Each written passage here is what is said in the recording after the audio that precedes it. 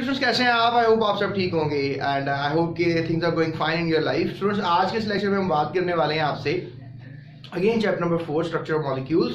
और आज का टॉपिक जो होगा that is obviously on polar and non polar compounds.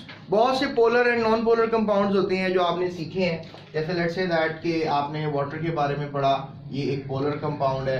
आपने कार्बन डाइऑक्साइड के बारे में पढ़ा, ये नॉन पोलर है। इसके अलावा आपने hydrogen gas, chlorine gas, methane molecule भी नॉन पोलर है। इसके अलावा आपने आई डोंट नो और बहुत से मॉलिक्यूल्स के बारे में स्टडी किया। और HCl भी जो है पोलर की कैटेगरी में आएगा। तो कुछ पॉजिटिवली और नेगेटिवली चार्ज पार्ट्स होते हैं। अब ये भी एटम तो डिफरेंट है। यहाँ पर आप सोच रहे होंगे कि सर ने डिफरेंट एटम्स को जो है वो नॉन पोलर डिक्लेयर कर दिए। तो यहाँ पे हमारे पास समटाइम्स ये ज़रूरी नहीं होता कि एटम सेम हो तो ही नॉन पोलर होंगे। समटाइम्स डिफरेंट एटम्स भी मिलकर नॉन पोलैरिटी क्रिएट करते हैं, उनको नॉन पोलर कहा जा सकता है, जिसमें कार्बन डाइऑक्साइड और मीथेन जो है वो नॉन पोलर है। स्टूडेंट्स, आज का जो लेक्चर है वो बेसिकली कैरेक्टरिस्टिक्स की बात करेंगे हम कि आखिर जो पोलर और नॉन पोलर कंपाउंड्स होते हैं उनकी क्या खुसूसियात होती हैं, क्या कैरेक्टरिस्टिक्स होते हैं।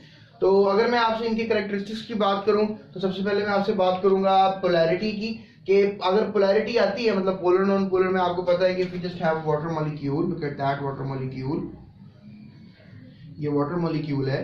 अब इसमें लेट्स से दैट पोलैरिटी आई है, ठीक है। ये जो पोल्स बने हैं, मतलब पोल्स बनने के अमल को कहते हैं पोलैरिटी। तो ये साइंसदानों का मानना है कि ये इलेक्ट्रोनेगेटिविटी डिफरेंस की वजह से ऐसा हुआ है। यानी इसकी इलेक्ट्रोनेगेटिविटी और इसकी इलेक्ट्रोनेगेटिविटी आई डोंट नो, इसकी 2.2 है और इसकी 3.4 होगी या 3.5 होगी, तो इतनी होती है लगभग। तो अब देखो इसमें क्या आ गया, फर्क आ गया। अब देखो 2.2 को जो है 3.4 से अगर आप माइनस कर दो तो आपके पास 2 और 1.2 का डिफरेंस आ जाएगा, जो कि लेस देन 1.7 है। तो ये बॉन्ड जो है क्या होगा, पोलर होगा, और पोलर होने के साथ साथ क्या होगा, कोवेलेंट होगा। कि मैंने बताया था कि अगर पोलैरिटी 1.7 से बढ़ जाती है तो फिर जो बॉन्ड है इलेक्ट्रोनेगेटिव डिफरेंस 1.7 से बढ़ जाता है, तो फिर मैंने आपसे कहा था कि जो बॉन्ड होगा वो आयोनिक हो जाएगा, क्योंकि इलेक्ट्रॉन ट्रांसफर कर जाता है। तो अब यहाँ पोलैरिटी की वजह से जो है इलेक्ट्रोनेगेटिव डिफरेंस की वजह से जो है ऐसा होता है। यानी पोलर नॉन पोलर कंपाउंड इसीलिए क्रिएट होते हैं क्योंकि उनका पोलैरिटी का एक वजह होती है। और पोलैरिटी क्यों होती है? पोलैरिटी इलेक्ट्रोनेगेटिविटी डिफरेंस की वजह से होती है। अब यहाँ साफ नजर आ रहा है कि हाइड्रोजन ऑक्सीजन में इलेक्ट्रोनेगेटिविटी का डिफरेंस है, जिस वजह से क्या हो रहा है कि इलेक्ट्रॉन जो है खींचे चले गए हैं किसकी तरफ, ऑक्सीजन की तरफ। तो इलेक्ट्रॉन जो है वो ऑक्सीजन की तरफ है, और जिस वजह से जो है आप कह लें कि पोलैरिटी क्रिएट हो गई है और ये पोलर मॉलिक्यूल बन गया है। लिहाजा पानी एक पोलर मॉलिक्यूल है। HCl में भी ऐसा ही होता है, HCl भी एक पोलर मॉलिक्यूल है। अब आप सोचते होंगे कि ये इलेक्ट्रोनेगेटिविटी सर ने बता दिया 2.2 है, 3.4 है, जो भी बताई मैंने आपको, तो ये कैसे, मतलब आखिर कौन से तरीके से ये इलेक्ट्रोनेगेटिविटी लिख दी जाती है? आखिर कौन सी खासियत है कि एटम को हम कहते हैं 2.2 है, 3.4 है, मतलब हाउ कुड वी से दिस? तो एक साइंसदान था, उसका नाम था पॉलिंग।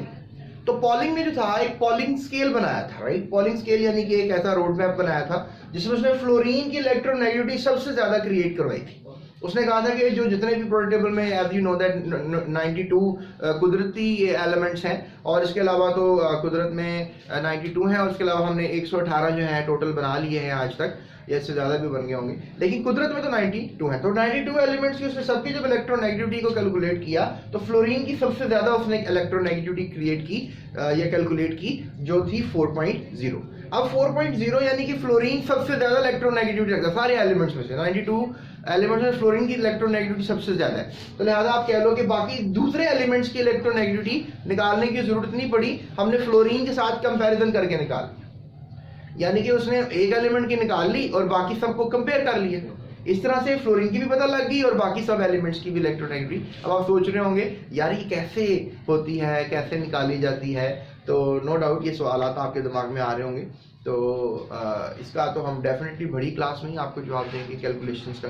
अभी तो छोटी सी क्लास है, नन्नी मुन्नी सी क्लास है, that is called the class 9। Okay, so उसके बाद अगर हम देखें आगे चलें, प्रॉपर्टीज की मजीद बात करें तो हम बात करेंगे कि जो प्रॉपर्टीज होती हैं पोलर कंपाउंड्स की और नॉन पोलर कंपाउंड्स की, ये डिफरेंट होती हैं। मतलब कि ये आप नहीं कह सकते कि जो पोलर कंपाउंड्स हैं उनकी जो खुसूसियात हैं वो नॉन पोलर जैसी हैं, या आप कहें नॉन पोलर की पोलर जैसी। दोनों की अलग अलग कैरेक्टरिस्टिक्स होती हैं। जैसे लेट्स से दैट हम सोल्युबिलिटी पे बात कर लेते हैं। सोल्युबिलिटी पे कैसे बात करेंगे कि अगर हमारे पास लेट्स से पोलर कंपाउंड है, तो पानी एक पोलर है, तो अगर उस पानी में किसी कंपाउंड ने सोल्युबिलिटी के अंदर हल होना, तो दूसरे कंपाउंड ने अगर हल होना है तो दूसरे को भी क्या होना पड़ेगा, पोलर होना पड़ेगा। अब पानी पोलर है, ठीक है, पानी इज अ पोलर कंपाउंड, तो पोलर कंपाउंड के अंदर जिसने भी हल होना है उसने क्या होना है पोलर।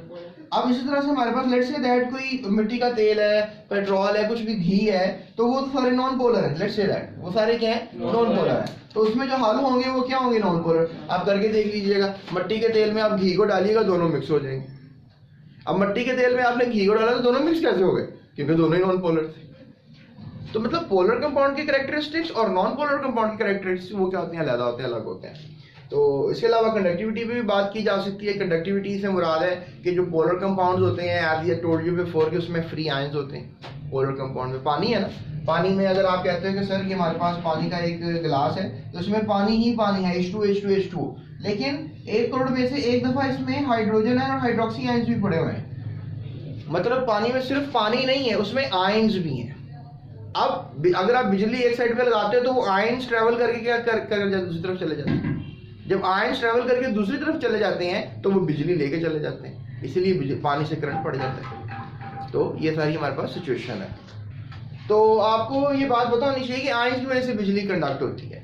इसके अलावा आप कह लें कि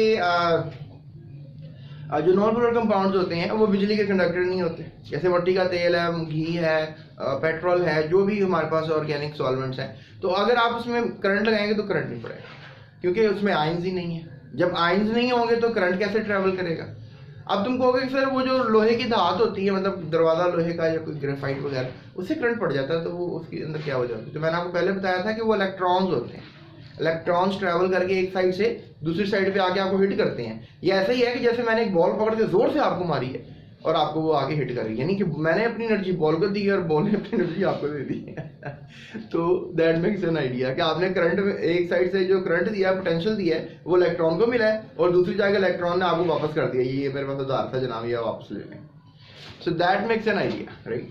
सो ये थे हमारे पास आज की जो है लेक्चर, जिसमें हमने आपसे बात की characteristics of polar and non polar compound. तो ये बड़ा तगड़ा किस्म का सवाल है, लेकिन अमूमन ये बोर्ड में पूछा नहीं जाता है। अमूमन बोर्ड में यहाँ से MCQ निकल आता है, तो लॉन्ग के तौर पे मैंने आज तक नहीं देखा कि, क्योंकि आपको पता है कि पहले आप पढ़ आए हो, आई डोंट नो, पहले आप कोवलेंट कंपाउंड के कैरेक्टरिस्टिक्स पढ़ रहे हो, वो बड़ा तगड़ा लॉन्ग है। हाइड्रोजन बॉन्डिंग पढ़ रहे हो, आयनिक बॉन्ड, कोवलेंट बॉन्ड पढ़ रहे हो, तो वो बड़ा तगड़ा लॉन्ग है। तो लिहाजा ये लॉन्ग के तौर पे ऐसा ही पूछा नहीं जाता, इतना फेवरेट लॉन्ग क्वेश्चन नहीं है। शॉर्ट क्वेश्चन आ सकता है 2 नंबर का, कि आप पोलर नॉन पोलर के कैरेक्टरिस्टिक्स बताओ कंपाउंड्स के, तो या प्रॉपर्टीज बताओ। तो आप ये मैंने पॉइंट्स लिख दी हैं, आप इसको कॉपी कर लो, कॉपी पेंसिल लेकर आप बैठे होगे। उसके बाद स्टूडेंट्स डिस्क्रिप्शन में हमारे पास सारे लिंक्स होते हैं, जिसमें सारे नोट्स होते हैं, आपको पता ही है। उसमें सारे चैप्टर के notes, short question, exercise, MCQs, numerical, test yourself, whatever you want, description में लिंक्स में आपको वो मिल जाता है। तो लिहाजा आप हमारी लिंक्स को फॉलो करके GS Academy यूट्यूब चैनल के प्लेटफॉर्म से फ्री नोट्स डाउनलोड कर सकते हैं PDF की शक्ल में। इसके अलावा स्टूडेंट्स इससे आगे एक टॉपिक आ रहा है लॉन्ग का, जो भी हम अपने अगले लेक्चर में कवर करेंगे। वो आ रहा है आपका कोऑर्डिनेट कोवलेंट कंपाउंड की बातें की जाएंगी और उसकी कुछ प्रॉपर्टीज के बारे में डिस्कशन कर लेंगे। उसके अलावा फिर आपको मेटालिक कंपाउंड आ जाएंगे, और वो एक बेहतरीन लॉन्ग क्वेश्चन है बोर्ड के लिए, और वो भी पूछा जाता है। तो स्टूडेंट्स मैं आपसे एक और बात शेयर करना चाहूँगा कि आप अगर कोई टॉपिक सर्च करना चाहते हैं, लेट्स से दैट कि भाई अब आप मेरे चैनल पे आ गए हैं and you just really want to know, यार मैंने ये टॉपिक पढ़ना है, तो उसके लिए मैं आसानी ऐसे पैदा कर देता हूँ कि आप सर्च बार जो होता है, यूट्यूब का सर्च बार होता है, उसके ऊपर आप लिखें properties of coordinate covalent compounds. मतलब आपने कीवर्ड तो सही लिखना है ना सारा का सारा, properties of coordinate covalent compound या कोऑर्डिनेट कोवलेंट कंपाउंड प्रॉपर्टीज, ठीक है, ये तो कीवर्ड बनेगा ना, और साथ स्पेस डाल के आपने GS Academy लिख देना। तो फिर आप सर्च करोगे तो वीडियो टॉप पे, अगर मैंने बनाई हुई तो वीडियो टॉप पे आपको बिल्कुल नजर आएगी, अगर उस कीवर्ड के ऊपर मैंने वीडियो बनाई हुई। तो basically keywords are the golden way of searching the videos. तो एंड आई होप कि आपको पता लग गया होगा। सो ये थी हमारी आज की video. That's it, thank you so much, अपना ख्याल रखिएगा और चैनल सब्सक्राइब करके जाइएगा।